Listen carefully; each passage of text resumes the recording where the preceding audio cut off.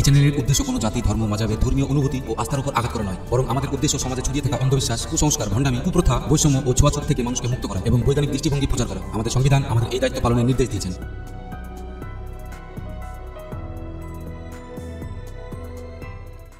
হ্যাঁ, আমি একজন নাস্তিক। যারা এই কথা বলে তাদের লোকেরা বলে যে তুমি হতাশ, আর সেই কারণেই তুমি এই ধরনের কথা বলছো।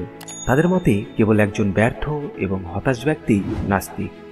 বাস্তবে মানুষ নাস্তিক হওয়াকে হিন্দি ছবির রাগান্বিত হিরোর মতো নেয়, যে ঈশ্বরের ওপর রাগ করে কোনো মন্দিরের সিঁড়ি বেয়ে ওঠে না, এবং তারা বিশ্বাস করে যে শেষ পর্যন্ত তাদের ভগবানের কাছেই আসতে হবে।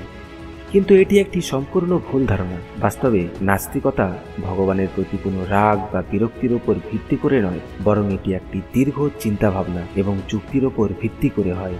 এই ব্যর্থতা হতাশা থেকে আসে না, বরং এই বিশ্বাস থেকে আসে যে সে নিজের ওপর সফল হতে পারবে। যদি তুমি নাস্তিক হও, তাহলে তুমি তোমার যথাসাধ্য চেষ্টা করবে, নাকি আস্তিকদের মতো অর্ধ অসমাপ্ত কাজ করে ভগবানের কাছে সমর্থনের আশা করবে। আস্তিকরা ব্যর্থ হলে ভগবানকে দোষারোপ করতে পারে, কিন্তু নাস্তিকরা বলে যে আমার প্রচেষ্টায় ঘাটতি ছিল। একজন নাস্তিক নিজেকে কিংবা অন্য কাউকে কোনো ভগবান বা অন্য কারোর করুণার উপর ছেড়ে দেয় না।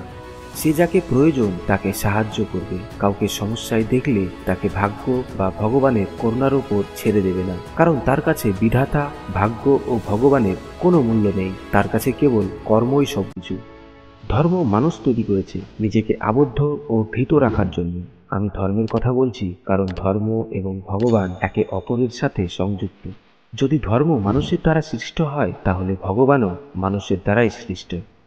ধর্মের সৃষ্টি হয়েছিল মানুষকে নিয়মের সাথে আবদ্ধ করার জন্য, এমন নিয়ম যা মেনে চললে জীবনযাপন সহজ করে তোলে। যদি কোনো নিয়ম থাকে, তাহলে সেগুলো ভাঙার ঝুঁকিও থাকে। মানুষ যাতে নিয়ম ভাঙতে না পারে, অর্থাৎ ধর্ম অনুসরণ করে, সেই জন্য কিছুটা ভয় তৈরি করাও প্রয়োজন ছিল। এই কারণেই ভগবানের অবধারণার জন্ম হয়েছিল।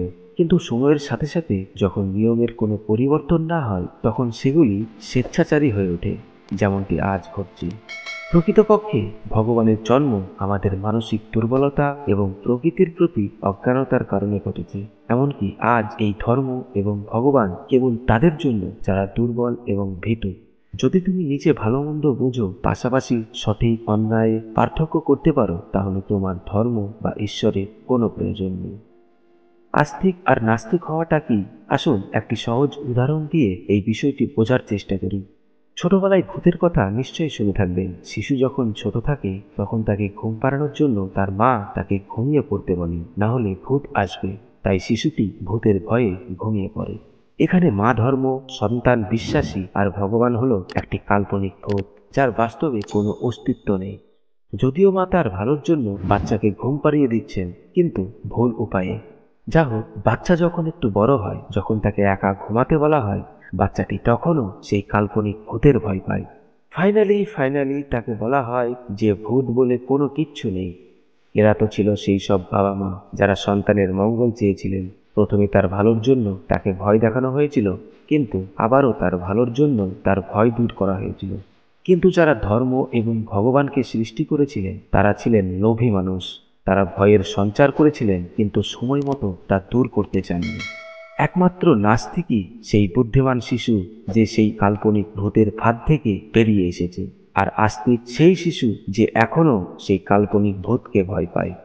নাস্তিকতা যুক্তির উপর ভিত্তি করে হয়, আস্তিকতার মতো মিথ্যা শ্রদ্ধা ও বিশ্বাসের উপর নয়। আস্তিক নিজেই বলে যে ভগবান বিশ্বাস তথা আস্থার ক্ষুধার্ত। বাস্তবে ভগবান আস্থার ক্ষুধার্ত নন, বরং তার পুরো অস্তিত্বই আস্থার ওপর টিকে আছে। আস্থা ও বিশ্বাস ছাড়া ভগবান কিচ্ছু না। তাই তো বলা হয় যে আস্থা ও বিশ্বাস ছাড়া সমস্ত চমৎকার এবং প্রার্থনা কোনো কাজ করে না। আস্তিকরা যাকে ভগবানের শক্তি বলে, তা আসলে আস্থা তথা বিশ্বাসের শক্তি। কিন্তু নাস্তিকরা ভগবান নামক কোনো নির্মিত সত্তায় বিশ্বাস করার চেয়ে নিজেদের উপর বিশ্বাস রাখতে পছন্দ করে।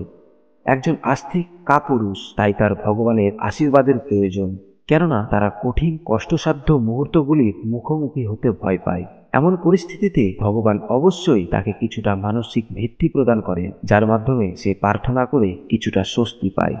একজন নাস্তিক ভগবানে বিশ্বাস করে না, তাই সে নিজেই লড়াই করে, সময় এবং পরিস্থিতি যাই হোক না কেন। এবার আরও একবার ভাবুন, যে বিশ্বাস করে না তার কাছে ঈশ্বর কিছুই নয়, এবং যে বিশ্বাস করে তার কাছে ঈশ্বরই সব কিছু। এর মানে হলো ভগবান এতটাই দুর্বল যে তিনি কেবল বিশ্বাসের মাধ্যমেই অস্তিত্বশীল। তাহলে এটি কেবল একটি বিভ্রম ছাড়া আর কিছুই নয়।